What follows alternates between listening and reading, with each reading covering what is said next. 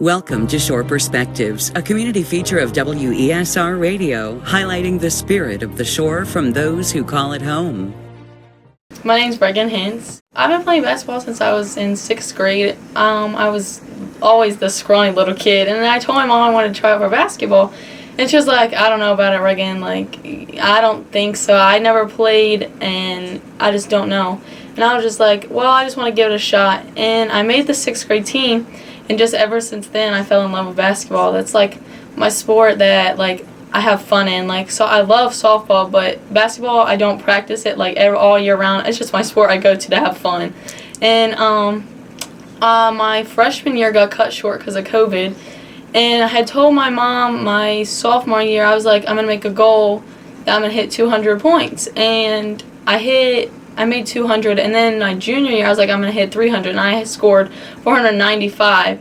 And so my senior year, I was like, all right, I got to make a goal. My goal is going to hit 1,000. And I did that against Arcadia with 1 minute and 35 seconds left. And I just was in complete shock. And the moment was awesome. Your best friend had a part in it. Yeah, she threw it from the one side of the court all the way to the other. And I was just like, it was awesome. I was just like, I couldn't have had anybody else. It felt so good. I was nervous because I was like, if I miss this, it's going to be embarrassing.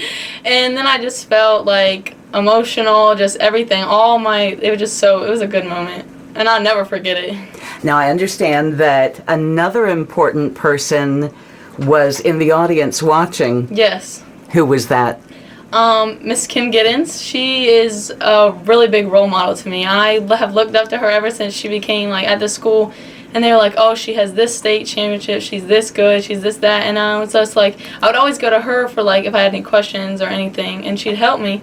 And she even came in and practiced with us sometimes my sophomore year. And then this year I had been talking to her, and I was just like, I need this many more. And I was just like, I think I'm going to hit it. And she was like, yeah, you're definitely going to hit it. And when I did it right in front of her, I just felt like I achieved a lot because she did that herself.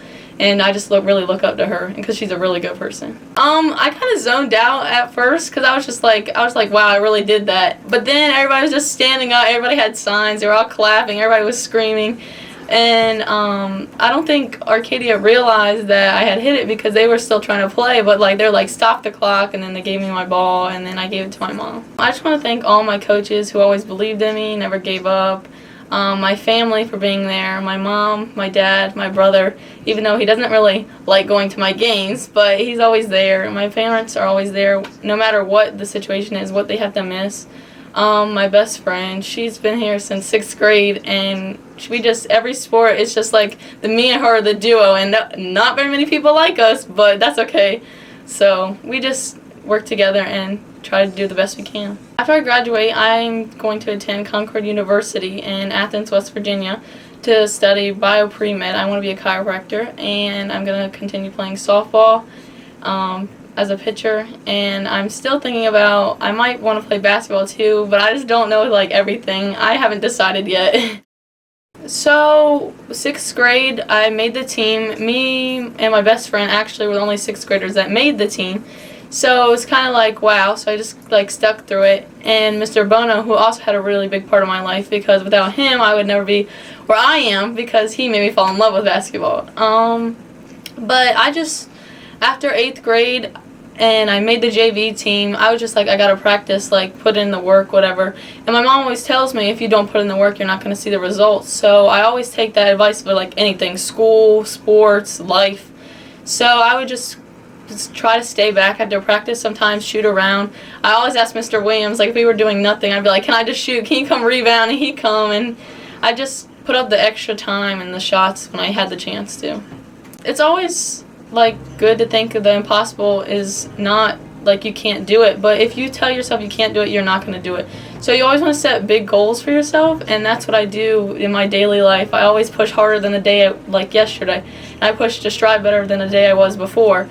And I would just always tell somebody, just believe in yourself, because if it starts with you. If you have self-doubt in yourself, you're not going to be any player that you want to be.